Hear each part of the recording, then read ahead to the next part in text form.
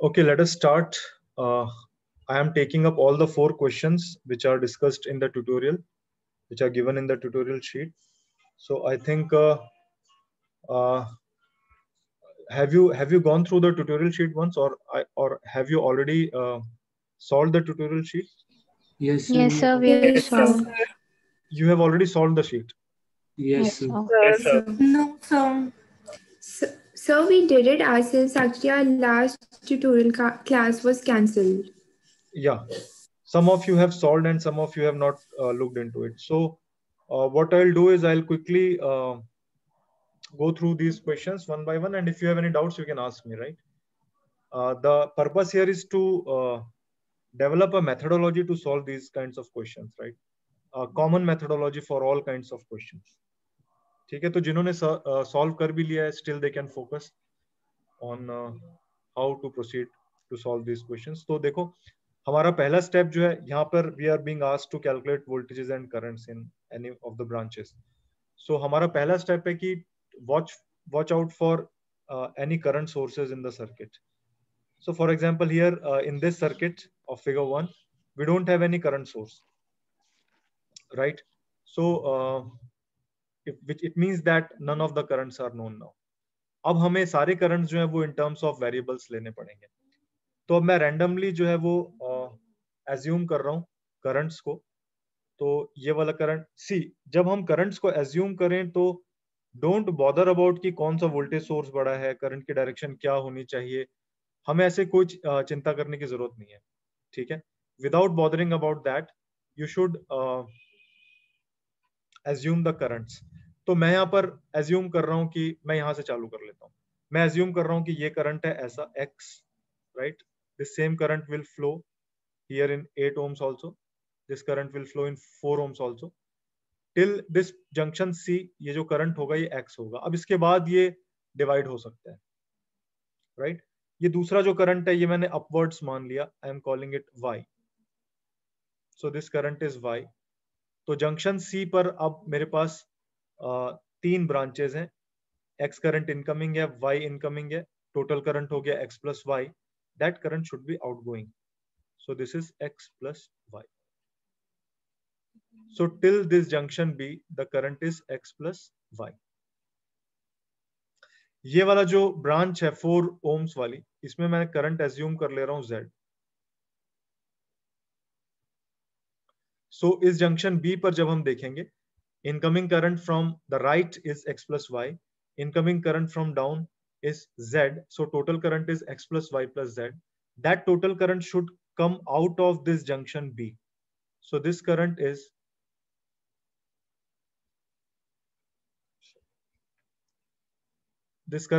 x plus y plus Z. तो ये जो 20 वोल्ट सोर्स से जो करंट जा रहा है that is x plus y plus Z. This current is x plus y plus Z. Junction G पर लेफ्ट से incoming current x plus y plus Z और अपवर्ड्स जो आउटगोइंग करंट है वो Z है. तो टोटल करंट जो बच गया वो बच गया x plus y plus Z minus Z. So x plus y is the remaining current and that current should come out of this junction. यानी ये करंट होना चाहिए x plus y plus Z minus Z यानी x plus y. So this is x plus y. Junction F पर x plus y incoming है, y outgoing है, तो बच गया current x and that should be outgoing. और वही हो रहा है यहाँ पर. इसका मतलब हमने जो डिस्ट्रीब्यूशन ऑफ करंट्स किया है वो बिल्कुल सही है. किसी स्टूडेंट को अगर इस डिस्ट्रीब्यूशन ऑफ करंट में कोई डाउट हो तो प्लीज पूछ लो. This is the very first step for application of branch current method. तो ये स्टेप हमारा सही होना बिल्कुल सही होना जरूरी है. इसमें किसी स्टूडेंट को डाउट हो तो प्लीज पूछो. Sir, it would be necessary if we should start from the third mesh and not from the first mesh. ना we can start from anywhere. देखो मैंने यहाँ से क्यों स्टार्ट किया. कई बार हम लोग ये दिमाग लगाते हैं कि यहाँ पर 3 वोल्टेज सोर्स है तो सबसे बड़ा सोर्स 20 वोल्ट का है तो यहाँ से करंट आउटगोइंग ले, यहाँ से चालू कर ले हम. मैं सिर्फ ये बताना चाह रहा हूँ कि जरूरी नहीं है कि हम उस तरह से कोई दिमाग लगाएं कि हायर पोटेंशियल टर्मिनल कौन सा है, हाईएस्ट वोल्टेज वाला सोर्स कौन सा है. हमें कुछ भी सोचने की जरूरत नहीं है. मैं बस ये बताना चाह रहा हूँ. You can start from anywhere in any direction. Sir. Distribution of current में और कोई डाउट है किसी स्टूडेंट को? ओके, अब हमारे पास तीन वेरिएबल्स हैं एक्स, वाई और जेड। उन तीनों वेरिएबल्स की वैल्यूज के लिए हमें तीन इक्वेशंस चाहिए। वो तीन इक्वेशंस हमें मिलेंगी किरचॉफ्स वोल्टेज लॉ लगाकर। तो यहाँ पर हमें कोई भी तीन लूप्स सेलेक्ट करने हैं। वो लूप्स इस तरह के होने चाहिए कि उनमें कोई करंट सोर्स ना हो। तो इस पूरे सर्किट में वैसे भी कोई करंट सोर्स नहीं है, तो मैं तीन लूप्स ले रहा हूं। ये जो तीन छोटे वाले लूप्स हैं ये मैंने ले लिए। तीनों लूप्स में जो डायरेक्शन ऑफ ट्रेवल है उनको मैंने क्लॉकवाइज मान लिया। एक लूप का नाम मैंने दे दिया L1, एक लूप को मैंने कह दिया L2 और इस लूप को मैंने कह दिया L3। Right, now I am writing the loop equations. और हमें यहां पर याद ये रखना है कि राइज इन पोटेंशियल जब हम देखेंगे तो वो हमें नेगेटिव साइन के साथ लेना है। फॉल इन पोटेंशियल हमें पॉजिटिव साइन के साथ लेना है।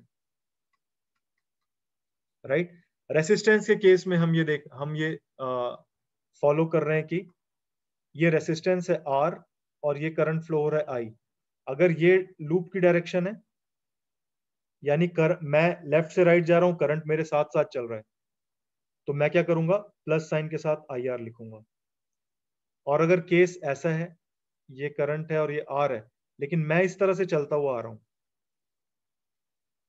तो मैं क्या करूंगा, मैं ये देख रहा हूं कि मेरे से अपोजिट है करंट, मैं माइनस साइन लूंगा और IR लूंगा। राइट, तो हमें बस ये वाली चीज याद रखनी है। उल्टा कन्वेंशन भी फॉलो कर सकते हैं, बस ये याद रखें कि जो भी कन्वेंशन फॉलो कर रहे हैं, stick to that convention. Right, so I am writing equation for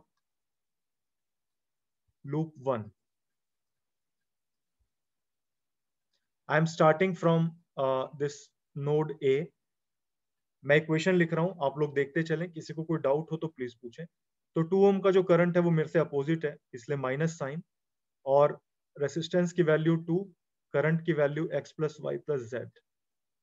फिर मैं B पर आ गया, B से G पर गया, करंट मेरे से अपोजिट है इसलिए माइनस साइन, रेसिस्टेंस की वैल्यू 4, करंट की value Z।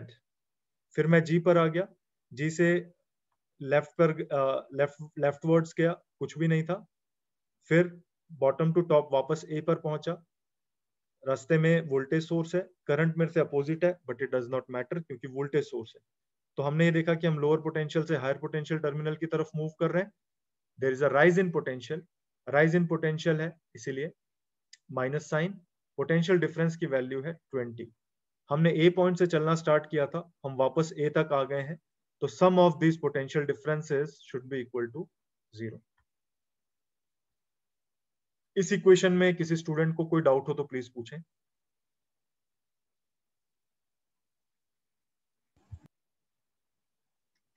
Okay, I am writing equation for loop L2, and since you don't have any doubts,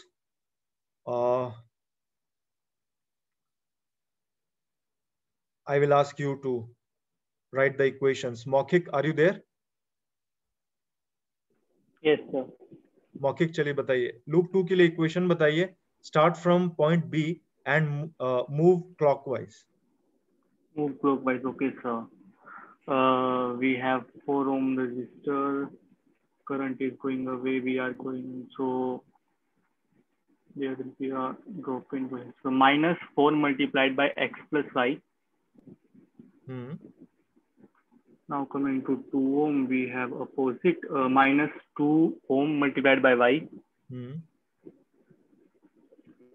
Then drop in potential, so plus 8 volt. Then 4, suppose में plus 4 into z equals to 0.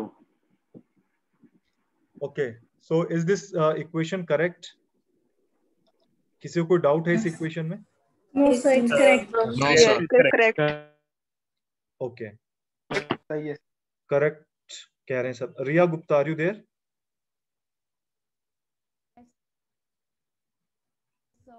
Riya Gupta? Yes, sir, I'm there. Yeah, your voice is not audible. Be a bit loud Hello. and tell the equation Sir, for am I loop 3. audible?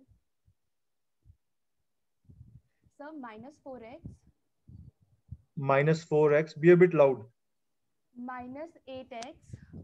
Minus 8x. Minus 4 volt. Minus 4. And then plus 2y. Plus 2y. Is equal to 0. Is equal to 0. So is this equation correct? Yes, sir. Yes, sir. Yes, sir. Yes, sir. Okay. So we have 3 equations now. And by solving these 3 equations, we will get the values of x, y and z. जो हमें values मिलेंगी वो values हम यहाँ रख देंगे और हमें सारे branches के currents मिल जाएंगे. अगर इनमें से कोई value negative आ रही है, इसका मतलब ये है कि magnitude हमें सही मिल रहा है, डायरेक्शन जो है वो अपोजिट है, राइट. फॉर एग्जांपल यहाँ पर y मान लो -5 एम्पियर्स आता, तो हमने अज्यूम किया है y को f से c की तरफ, तो -5 आ रहा है, इसका मतलब the direction of current is from c to f and the value of current is 5 amperes, right. Let us move on to the next question. This is figure 2 in the tutorial sheet. यहाँ पर भी हमें सारे currents calculate करने हैं. Once again, I am starting in a step-by-step manner. हमारा पहला step है identify all the current sources. Current sources को identify करने के बाद हम उन currents को mark कर लें respective branches में. जो बची हुई branches है वहां पर हम currents को assume करें in terms of variables. Variables का जो number है वो हम कम करेंगे by using Kirchhoff's current law. Sorry. तो फिर सारे सर्किट में जब हमें करंट्स दिखने लग जाएंगे सारी ब्रांचेस में, उसके बाद फिर हम क्या करेंगे, केवीएल अप्लाई करेंगे to obtain the values of variables. ये हमारा स्टेप बाय स्टेप प्रोसीजर. तो यहाँ पर भी हम स्टार्ट करते हैं. Let us identify all the sources here. So this circuit has got 4 sources. 2 of them are voltage sources, 4 volt and 8 volt. 2 of them are current sources, 1 ampere and 6 amperes. तो ये वाला करंट जो है 1 ampere source में, this current is from right to left, the value is 1 ampere. तो यानी कि ये वाला करंट भी 1 एम्पियर होना चाहिए. ये 1 ओम से जो करंट जाएगा that will also be 1 ampere, और यहां तक जो करंट आएगा वो 1 एम्पियर होगा. इस जंक्शन के बाद क्या होगा दैट आई डोंट नो, और इस जंक्शन से पहले क्या था that also I don't know. So B से लेकर ए तक जो करंट है दैट इज 1 एम्पियर. ये एक ब्रांच का करंट है, राइट. सिमिलरली मैं इस जंक्शन को कह देता हूं सी और इसको कह देता हूं D. There is one more current source in this circuit, और इसका करंट बॉटम टू टॉप है, तो मैंने एरो इस तरह से बनाया. Value of current is 6 amperes. तो डी से लेकर सी तक मुझे पता है value of the current is from D to C, its value is 6 amperes. उसके बाद मुझे कुछ नहीं पता है. तो यहाँ पर 2 ब्रांचेस के करंट हमें मालूम चल गए क्योंकि इसमें 2 करंट सोर्सेस थे. अब बाकी ब्रांचेस के करंट्स के लिए we will take variables and we will use KCL to reduce the number of variables, right. अब मैं रैंडम यहाँ पर डायरेक्शंस और वेरिएबल्स ले रहा हूँ. मैं यहाँ पर ये दिमाग नहीं लगा रहा कि ये 8 वोल्ट का सोर्स 4 वोल्ट से बड़ा है तो ये करंट को पुश करेगा. We don't know those things, क्योंकि यहाँ करंट सोर्सेज भी हैं, तो हमें ऐसा कुछ सोचने की जरूरत नहीं है, राइट. तो मैंने ए से सी की तरफ करंट लिया. ये मेरा पहला चॉइस ऑफ वेरिएबल्स है. इस करंट को मैंने एज्यूम कर लिया I1, राइट. तो सी जंक्शन पर अब हम देखेंगे. सी जंक्शन पर लेफ्ट साइड से जो करंट आ रहा है इनकमिंग है I1 है. बॉटम से जो करंट आ रहा है that is also incoming 6 amperes है. तो सी जंक्शन पे जो टोटल करंट हो गया वो हो गया 6 प्लस I1. ये टोटल करंट यहां से बाहर निकलना चाहिए. Net current has to be 0. तो this current becomes 6 plus I1. तो C से B की तरफ जो करंट है वो है 6 प्लस I1. अगर हम इसको 6 प्लस I1 लिखते हैं लेकिन डायरेक्शन B से C लेंगे तो वो गलत हो जाएगा फिर, ठीक है. जंक्शन A पर देखते हैं. जंक्शन A पर देखो कि ऊपर से जो करंट आ रहा है दैट इज 1 एम्पियर्स. राइट की तरफ जो करंट जा रहा है दैट इज I1. तो टोटल करंट जो हो गया वो हो गया 1 माइनस I1. ये टोटल करंट यहां से बाहर को निकल जाना चाहिए. So this current is 1 minus I1, यानी कि ये करंट यहां आ रहा है. 4 ओम में जो करंट है दैट इज 1 minus I1, और यही करंट यहां D तक आ रहा है, दिस इज 1 minus I1. अब जंक्शन डी पर देखते हैं। देखो यहां से हम जंक्शन डी पर भी देख सकते हैं या बी पर भी देख सकते हैं, हमें नया वेरिएबल लेने की जरूरत नहीं पड़ेगी। ठीक है, मैं बी पर देख रहा हूं। मैंने बी पर ये देखा कि लेफ्ट साइड से जो इनकमिंग करंट है दैट इज 6 + I1, और बी से ऊपर की तरफ करंट चला गया दैट इज 1 एम्पियर्स। तो टोटल करंट हो गया 6 + I1 - 1। ये टोटल करंट यहां से आउटवर्ड आना चाहिए, और ये करंट कितना होगा 6 + I1 - 1, यानी कि 5 + I1। सो ये जो 2 ohms में जो करंट फ्लो हो रहा है दैट इज 5 + I। अब हम जंक्शन डी पर वेरीफाई कर लेते हैं। राइट साइड से जो करंट आ रहा है वो 5 + I1 है, और लेफ्ट साइड से जो करंट आ रहा है वो 1 - I1 है। तो टोटल करंट हो गया 1 - I1 + 5 + I1। I1 will get cancelled, 6 ampere बचेगा। 6 एम्पियर यहां से आउटगोइंग होना चाहिए, जो कि है। इसका मतलब हमने सारे जंक्शंस पर जो केसीएल अप्लाई किया है वो हमने सही किया है। So now if you look at the circuit, हमें सर्किट में हर ब्रांच में करंट्स दिख रहे हैं, आइदर एक्चुअल वैल्यूज और there values in terms of variables. इस डिस्ट्रीब्यूशन ऑफ करंट में किसी स्टूडेंट को कोई डाउट हो तो प्लीज पूछो।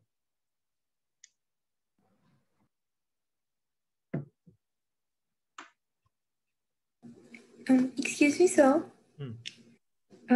Can we take like the place where there is 4-volt battery? हम उससे कह दे कि X करंट फ्लो कर रहा है, तो 1 एम्पियर करंट है वो सिर्फ ऊपर वाले लूप में रहे,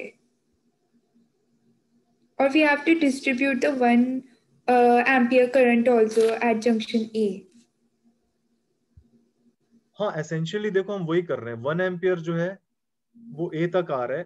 अब उसका एक पार्ट जो है I1 वो राइटवर्ड्स चला गया है, दूसरा जो बच गया पार्ट 1 - I1 वो डाउनवर्ड्स आ गया। Okay. मुझे आपका क्वेश्चन क्लियरली समझ नहीं आया, आप फिर से पूछो। So I mean to say कि is it important कि हम 1 एम्पियर करंट को स्प्लिट करें at junction A? अच्छा, नहीं, इट्स नॉट इम्पोर्टेंट, ये जरूरी नहीं है। ये ऐसा भी ले सकते थे, दिस करंट वाज 1 एम्पियर, हमारे पास ये एक ऐसा था और यहाँ पर एक सोर्स था ऐसा। तो हम ये भी कर सकते थे कि यहाँ से हम एक करंट ऐसा एज्यूम कर लेते अपवर्ड्स, जिसको हम कह लेते हैं एक्स, राइट। तो ये जो 2 ओम का रेसिस्टेंस था, ये जो टोटल करंट हो गया अब ये हो गया 1 + x। तो 2 ओम से ये 1 + x जाता। इट इज नॉट नेसेसरी कि हम, अगर हमें कोई नोन करंट है तो उसको हमें हमेशा स्प्लिट ही करना है, वो ऐड भी हो सकता है। Is this what you are asking? Yes sir. Yes sir. हाँ, तो हम ऐसा बिल्कुल कर सकते हैं। Okay sir. Thank you. Choice of variables, direction of those variables may vary from person to person, but once you take the variables then stick to your conventions. Okay sir. ठीक है, तो अब हमारे पास सिर्फ एक वेरिएबल है, हमें सिर्फ एक इक्वेशन चाहिए।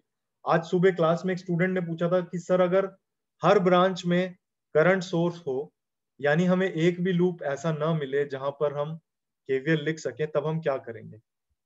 आप में से कोई बताना चाहेगा? अगर इसमें हर ब्रांच में करंट सोर्स होता तो हम क्या करते? तो सर वो तो इजीली फिर करंट एलिमिनेट करके हो जाता। हाँ, तब हमें केवीएल लगाने की जरूरत ही नहीं पड़ती, क्योंकि कोई वेरिएबल ही नहीं लेना पड़ता। विदाउट वेरिएबल्स हो जाता सर। हाँ, हमें वेरिएबल जरूरत ही नहीं पड़ती फिर, है ना। तो यहाँ पर अब हमें एक वेरिएबल है, हमें एक इक्वेशन लिखनी है। मैं ये छोटा वाला लूप नहीं ले सकता, मैं ये छोटा वाला लूप भी नहीं ले सकता, और मैं ये छोटा वाला लूप भी नहीं ले सकता, क्योंकि इनमें से हर लूप में करंट सोर्स आएगा। तो मैं क्या करूंगा, मैं ये वाला लूप चूज करूंगा। ठीक है, तो मैंने इस लूप को क्लॉकवाइज ले लिया। I am calling it loop L1। So I am writing KVL for loop L1।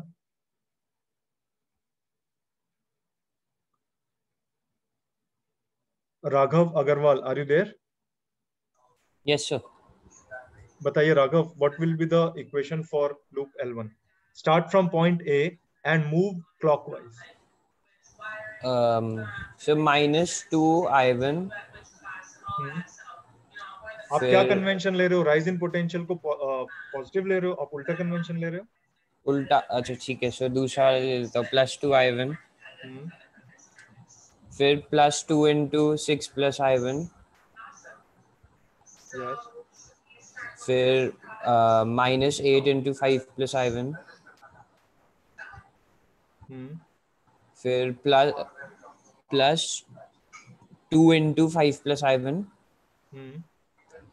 फिर उसके बाद -4 into 1 - i1, फिर उसके बाद -4 into 1 - i1 equals to 0. Is it correct? No, Now sir. start. No, No, sir. sir. No, I'm sorry. They are saying it is not correct. एक minute, sorry sir, वो मैंने उधर गलती कर दी।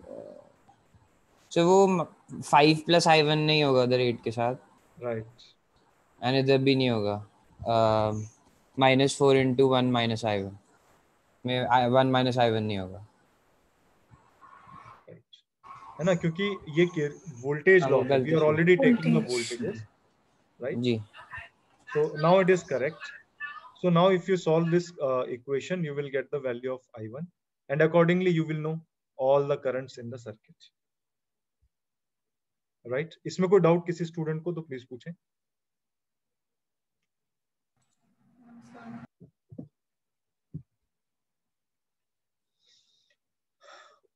Once again, ऐसा क्वेश्चन जहां पर कोई करंट सोर्स नहीं है, हमें सारे currents in terms of variables लेने पड़ेंगे।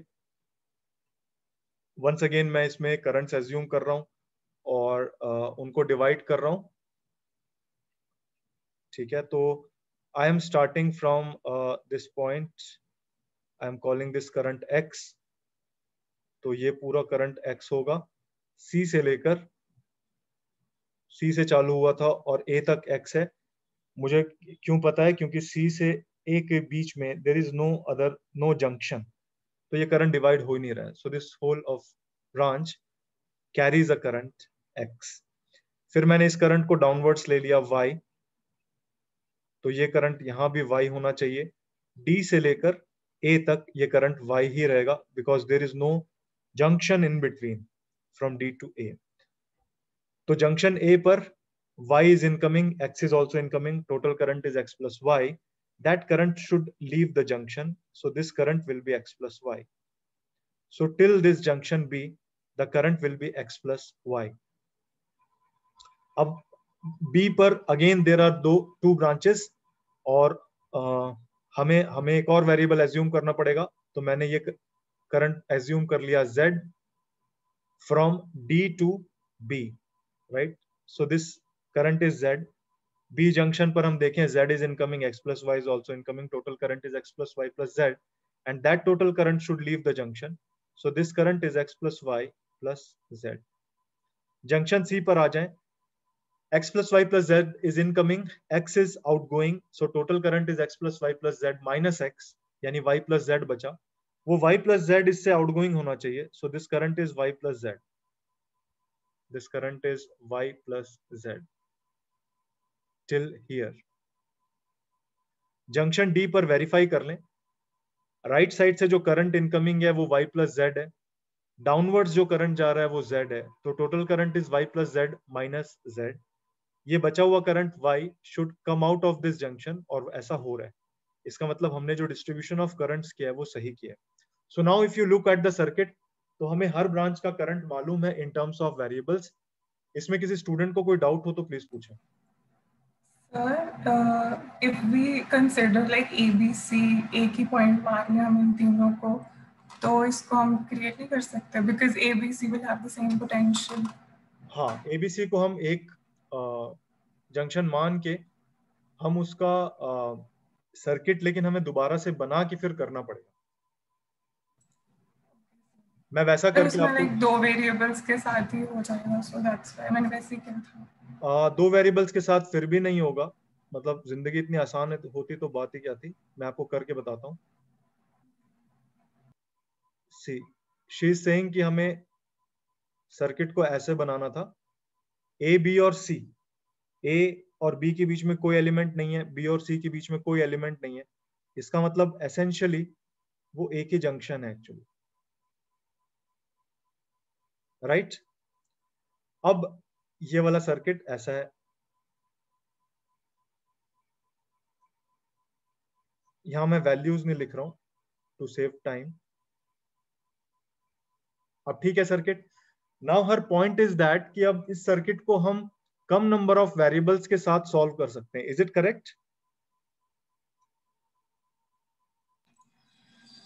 No sir. क्वेश्चन में पूछा दैट 8 ohms के थ्रू जो करंट है मैं वो फाइंड करना है, तो that can be solve but we will not be able to identify the current in the lower loop. या अगर देखो हमसे एक ही करंट पूछा जा रहा है, लेकिन एक्चुअली में हमें सारे कैलकुलेट करने पड़ेंगे। Unless you distribute currents in all the branches, तब तक आप ये वाला भी नहीं कैलकुलेट कर पाओगे। Are you getting my point? हमें सारा डिस्ट्रीब्यूशन करना पड़ेगा। कोई एक करंट कैलकुलेट करना है, still we have to distribute the all the currents, क्योंकि आप जब लूप में इक्वेशंस लिखोगे तो सारे करंट्स पता होने ही चाहिए। आपको डिजायर्ड नंबर ऑफ इक्वेशंस मिलेंगी ही नहीं। फॉर एग्जांपल ये 8 ओम से पूछा गया था, मैंने ये करंट मान लिया x। Now what? क्या मेरे पास कोई, मैं एक इक्वेशन से सॉल्व नहीं कर सकता इसको, क्योंकि this current is not x ना। मैं यहाँ पे इक्वेशन नहीं लिख सकता। I have to know this current also. तो अगर ये करंट मैंने x लिया है, ये करंट मैं y ले रहा हूं, तो ये करंट x प्लस y है। तो अब मैं ये वाली इक्वेशन अकेली लिख नहीं सकता, क्योंकि मेरे पास दो वेरिएबल्स हैं और एक इक्वेशन से काम नहीं चलेगा, राइट। हाँ, यहां पर ये होगा कि ये वाली इक्वेशन और ये वाली इक्वेशन लिख के मैं काम चला सकता हूँ, अगर if only x is asked.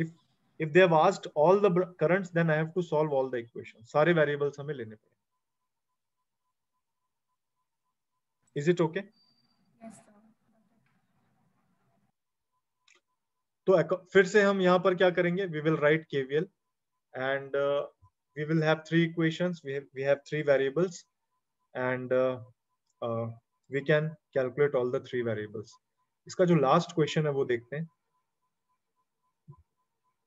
ये एक ब्रिज का स्ट्रक्चर है, although values are not exactly balancing the middle branch, क्योंकि यहाँ पर ऑलरेडी एक सोर्स लगा हुआ है। तो ये एक टिपिकल स्ट्रक्चर है जहां पर every junction, every point here shown will divide the current. So once again there are no current sources here. मैं यहाँ पर currents assume कर रहा हूँ। I am taking this current as x, this current as y, this current will be x minus y. Sorry, this will be x minus y. So this is y. This is assuming this is z. So this will be y minus z. So this is z. This will be x minus y plus z. और ये वाला जो current होगा x minus y, y will get cancelled, z will get cancelled. This is x, and which is true क्योंकि ये वाला current हमने x लिया था। Again we will write equations. If you want, I will write those equations, or I will ask some of you to write the equations. तो यहाँ पर तीन equations है हमारे पास, और तीन लूप्स हम लेंगे। इसको मैंने एक लूप ले लिया L1, ये वाला एक मैंने लूप ले लिया L2, और ये वाला एक लूप ले लिया मैंने L3, ये जो V के साथ ये वाला जो लूप है। So let us write the equations for these loops.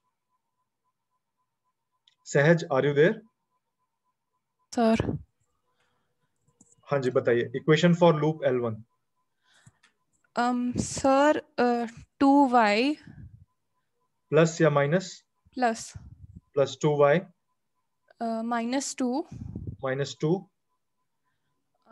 plus 2z plus 2z minus 1 x minus y. X minus y minus y equals to 0. equals 0. Is it correct? Yes, sir. Yes, sir. Yes, sir. Yes, sir. ठीक है। Karan, are you there? Yes, sir. करण बताइए loop 2 के लिए equation. Okay, sir. Start from point B. Okay, sir. Plus 3 into y minus z. Then minus 2 into x minus y plus z. Then minus 2 into z. Then plus 2 equals 0. Good. So this equation is also correct. Now let us write the equation for loop L3. Niket, are you there? Yes. हाँ जी निकेत बताइए. Start from point A and move clockwise. Plus 1 into x minus y. Yes. Plus 2 into minus y plus z. Okay.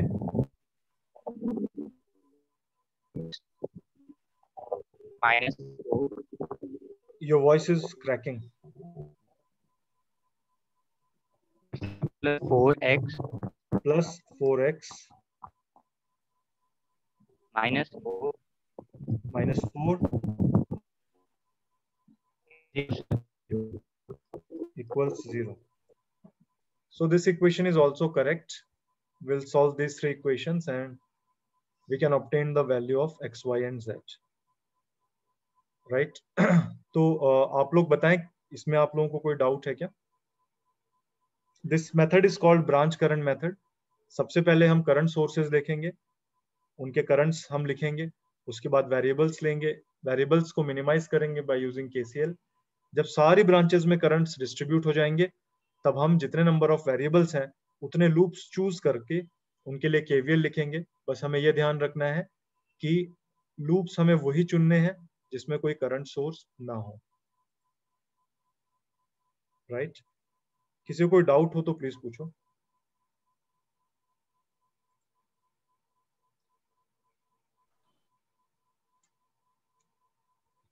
ये tutorial आपका कितने बजे तक है? 6 o'clock, sir. 6 o'clock. 6 o'clock. So we have lot of time. तो ये वाला tutorial sheet आप लोग सॉल्व कर लें. Make a separate notebook for it. एक पतली सी कोई नोटबुक बना लें या इवन लूज शीट्स में सॉल्व कर लें एंड फाइल दोस शीट्स. ठीक है? आपकी जो ट्यूटोरियल शीट है उसमें आंसर्स भी दिए हुए हैं. So match those answers and see whether you are doing correct calculations or not. Sir, are we supposed to submit the tutorial sheet as well? Yes. At the end of the semester, I will ask you to submit the sheets because I will need those sheets for grading you for your sessionals. Okay, sir. ठीक है, तो अब एक काम करते हैं कि let us take one circuit और आप लोग इसको सॉल्व करें. Are you carrying your notebooks and pens या हम ऐसे डिस्कस कर लें जैसा आपको अच्छा लगे. So what I am doing here is I am taking a circuit which has a dependent source.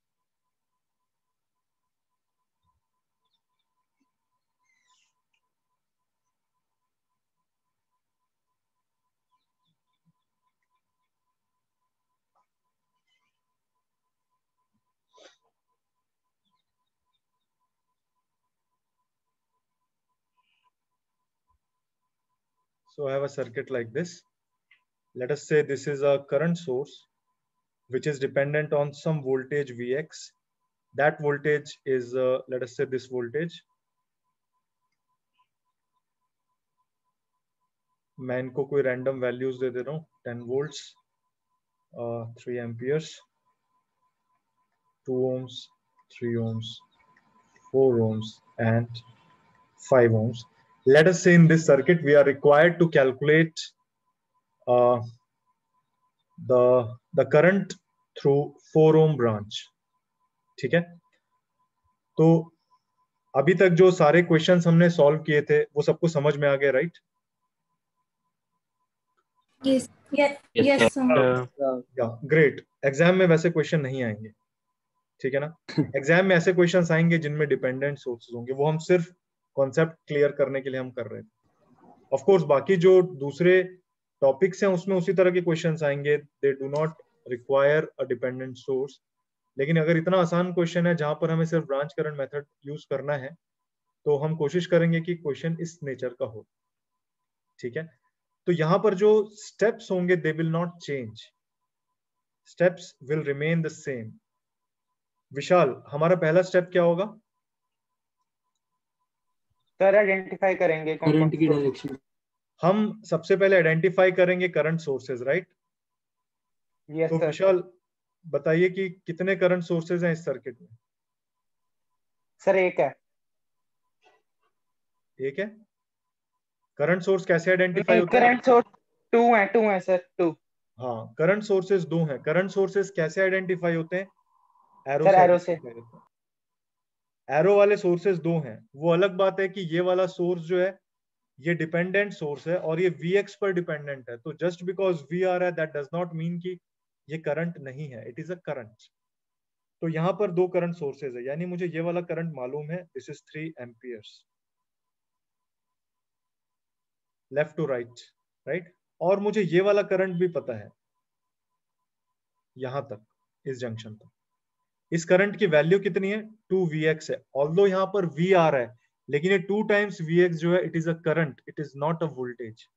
हमें कैसे मालूम है? क्योंकि ये एरो था यहाँ पर और वैल्यू लिखी हुई थी 2 टाइम्स Vx।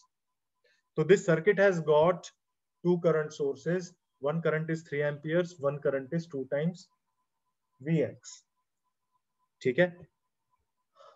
तो ये हमारा फर्स्ट स्टेप हो गया, हमने सोर्सेज आइडेंटिफाई करे, हमने करंट लिख लिया, ठीक है। Pranav, what will be our next step?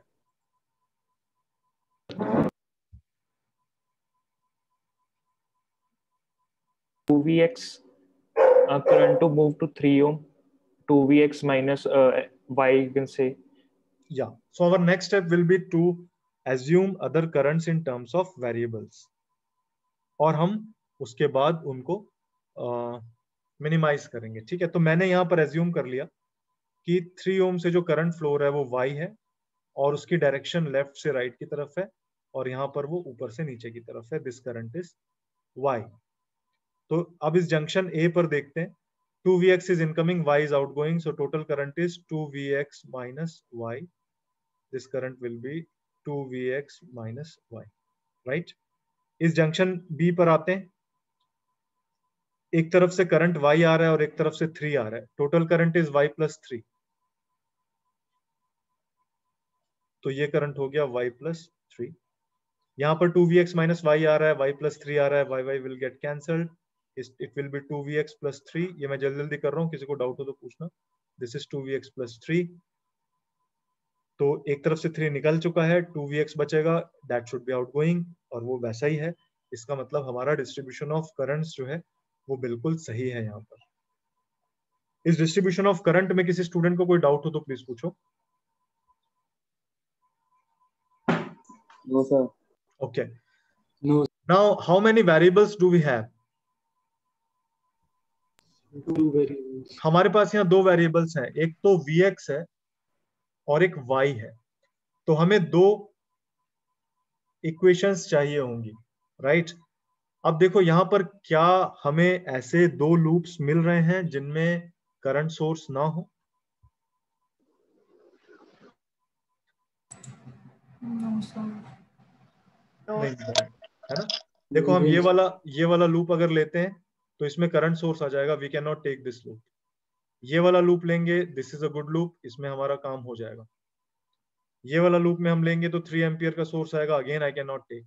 बाकी सारे कॉम्बिनेशंस बना लो, कहीं भी हमें ऐसा लूप नहीं मिल रहा है जहां पर हम केवीएल लिख सकें। तो अब हमारे पास दो वेरिएबल्स हैं, 2 लूप्स चाहिए। सर हाँ सर, जो Vx हमारे 5 ओम पे दिया हुआ है वो y plus 3 equal to Vx upon 5। Very good, वो हम कर सकते हैं। तो दूसरी इक्वेशन जो हमें मिल रही है वो हम पहले देखते हैं, ठीक है। ये मैं इंपॉर्टेंट पॉइंट है, यहां पर मैं फोकस करना चाहता हूं. We are focusing on this resistance 5 ohms. इसका देखो लेफ्ट वाला पॉइंट जो है उसको हायर पोटेंशियल और राइट वाले पॉइंट को अगर लोअर पोटेंशियल मान ले तो पोटेंशियल डिफरेंस कितना है, Vx है. लेकिन करंट के टर्म्स में देखें तो करंट राइट से लेफ्ट मूव हो रहा है और वो कितना है. अब अगर करंट राइट से लेफ्ट मूव हो रहा है तो हायर पोटेंशियल किसको होना चाहिए, राइट वाले को होना चाहिए, राइट. क्योंकि रेसिस्टेंस में करंट हमेशा हायर पोटेंशियल से लोअर पोटेंशियल होता है. अगर हम करंट के हिसाब से देखें तो एक्चुअली में ये वाला हायर पोटेंशियल होना चाहिए, राइट वाला पॉइंट हायर होना चाहिए, लेफ्ट वाला लोअर होना चाहिए, क्योंकि करंट की डायरेक्शन राइट टू लेफ्ट है. लेकिन जो ऑलरेडी क्वेश्चन में दिया गया है वो लेफ्ट को हायर पोटेंशियल और राइट को लोअर पोटेंशियल दिया गया. तो देखो अब इसको हम कैसे रिजॉल्व करेंगे. पोटेंशियल डिफरेंस कितना है, Vx है, ये नोन है, इसको मैंने एक तरफ लिख लिया. अब करंट के टर्म्स में पोटेंशियल डिफरेंस कितना है, I into R है. R is 5, I is y plus 3. अब इनके बीच में क्योंकि ये सेम एलिमेंट का ही देख रहे हैं तो ये पोटेंशियल डिफरेंसेस दो तो नहीं हो सकते, ये तो एक ही होगा. तो Vx और 5 into y plus 3 सेम होना चाहिए. लेकिन Vx जो दिख रहा है वो कैसा दिख रहा है, एक हायर पोटेंशियल पे लेफ्ट वाला पॉइंट है. लेकिन करंट के हिसाब से देख रहे हैं तो हायर पोटेंशियल पॉइंट कौन सा है, राइट वाला है. इसलिए हम Vx और ये मैग्नीट्यूड्स तो बराबर हैं लेकिन एक माइनस साइन आएगा. Is it clear? Yes sir. Yes sir. Yes sir. इसको हम एक अलग ढंग से भी रिजॉल्व कर सकते हैं. जिन स्टूडेंट्स को ये समझ में ना आया हो वो इसको एक और ढंग से समझ सकते हैं. मान लो हम यहां से चल रहे हैं, ठीक है. ये मैं चल रहा हूं इधर से, मैं कैसे जा रहा हूं, राइट से लेफ्ट जा रहा हूं. अब राइट से लेफ्ट जाते हुए एक बार सिर्फ Vx को देखना और एक बार करंट को देखना और एक बार एक Vx को देखना. सबसे पहले अपन Vx को देखते हैं. अगर मैं राइट से लेफ्ट जा रहा हूं तो मैं कैसे जा रहा हूं, माइनस से प्लस की तरफ. यानी कि क्या है, वो राइज इन पोटेंशियल है. राइज इन पोटेंशियल है मतलब माइनस साइन आएगा, तो क्या लिखूंगा मैं, माइनस Vx. अब मैं Vx को नहीं देख रहा हूं, अब मैं देख रहा हूं y plus 3 को. लेकिन चल मैं वैसे ही रहा हूं, राइट से लेफ्ट. तो जब मैं जा रहा हूं तो मेरे को क्या दिख रहा है कि ये करंट मेरे साथ साथ चल रहा है, राइट. करंट मेरे साथ साथ चलेगा तो मैं क्या लिखता हूं, प्लस साइन के साथ लिखता हूं और वैल्यू क्या लिखूंगा, 5 into y plus 3. अब इन दोनों को कंबाइन कर दो, ये और ये सेम होना चाहिए तो सेम रिलेशन हमें मिल जाएगा, Vx will be minus. Is it clear? Sir इसका मतलब जब हम ओम्स लॉ यूज कर रहे हैं किसी सर्किट एलिमेंट के लिए तो फिर जो हमने साइन कन्वेंशन KCL लगा तो यूज की थी वो इस टाइम भी यूज करेंगे हम. हाँ, sign convention we have to stick. यहाँ पर हम सिर्फ एक रिलेशनशिप देखो, ये वाला पोटेंशियल डिफरेंस Vx है, ये वाला करंट y plus 3 है. Now we are trying to find out this relationship. यहाँ पर ये एजम्पशन अपोजिट हो गए इसलिए माइनस साइन आ रहा है. अगर रेसिस्टेंस होता है तो हमें मालूम है कि current has to flow from right higher potential to lower potential. तो एक्चुअली में इसमें करंट की डायरेक्शन तो ऐसे होनी थी, करंट की डायरेक्शन लेकिन उल्टी है, लोअर से हायर है, इसलिए वो माइनस साइन आ गया. बस वो रिलेशनशिप हम निकाल रहे हैं एग्जैक्ट, इसलिए वो माइनस साइन आ रहा है. ठीक है. So now I am writing the equation. I am starting from this junction A and I am moving clockwise. किसी को डाउट हो तो पूछना. So that will be plus 3y minus 10 minus Vx minus 4 into 2Vx minus y is equal to 0. मैं इन दोनों equations को solve करूंगा. I will get the value of Vx as well as y. तो यहाँ पर पॉइंट क्या है, यहाँ पर पॉइंट ये है कि अगर आपके सर्किट में डिपेंडेंट सोर्सेज होंगे तो भी जो मेथोडोलॉजी है it will not change, the methodology will remain same. तो हमें ये मेथोडोलॉजी बिल्कुल अच्छी तरह से हमें ये सारे जो सर्किट्स हैं उसमें सेम मेथोडोलॉजी अप्लाई करनी है. तो हमारी प्रैक्टिस ऐसी हो जाएगी कि we will never make mistake. ये वाला मेथड सबसे इंपॉर्टेंट मेथड है once you understand this method, तो बाकी हम